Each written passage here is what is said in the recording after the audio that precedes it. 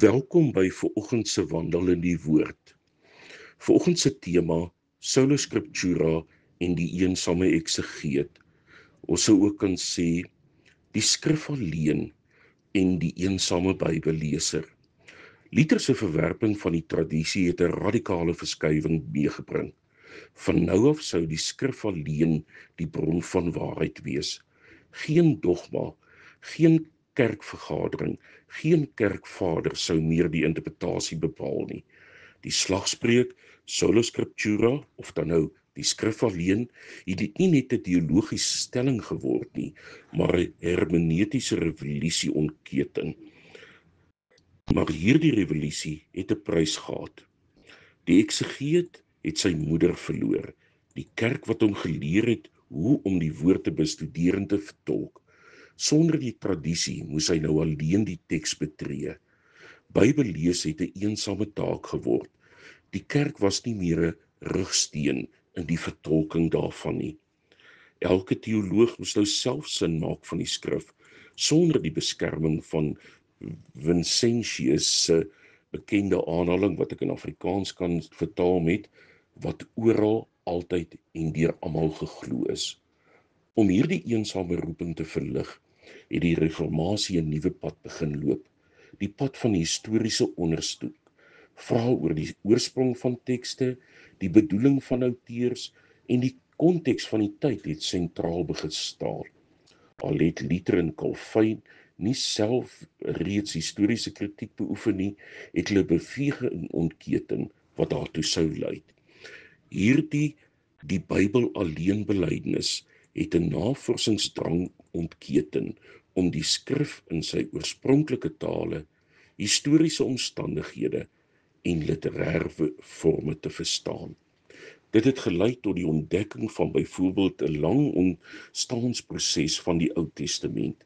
Meer nog, dit het gelei tot die ontwikkeling van metodes wat die historiese konteks, literêre dimensie en sakramentele essensie van die skrif aan die bod laat kom het. Ons lees in 2 Petrus 1 vers 20 en 21 die volgende. Dit veral moet julle weet, geen profesie die skrif kan op grond van eie insig reg uitgelê word nie, want geen profesie is ooit deur die wil van 'n mens voortgebring nie. Nee, deur die Heilige Gees meegevoer, het mense die woord van God kom verkondig. Hoe rym dit met wat ek pas oor die reformatie gesê het? Waarom 2 Petrus 1 by vanoggend se tema? Wel, ek sou 3 redes wou aanvoer, daar mag meer wees. Eerste plek, die skrif is God se geskenk, nie 'n menslike skepping nie. Hierdie teks bevestig dat die oorsprong van die Bybel nie 'n menslike wil lê nie, maar in die werking van die Heilige Gees. Dit onderstreep die reformatoriese oortuiging dat die skrif self die hoogste gesag dra, nie tradisie, dogma of konsilie nie. In die tweede plek, die teks bevestig ook dit wat ons glo, geen uitleg sonder die Heilige Gees nie. Die teks waarsku teen individuele interpretasie op grond van eie insig. Dit bring 'n kritiese spanning in hierdie Sola Scriptura oordenking en verantwoordelike uitleg, met die Heilige Gees as ware gids. En in die derde plek, hierdie vers sluit aan by die reformatie se drang om die skrif in sy oorspronklike forme en tale te verstaan, omdat dit deur God geïnspireer is in tyd.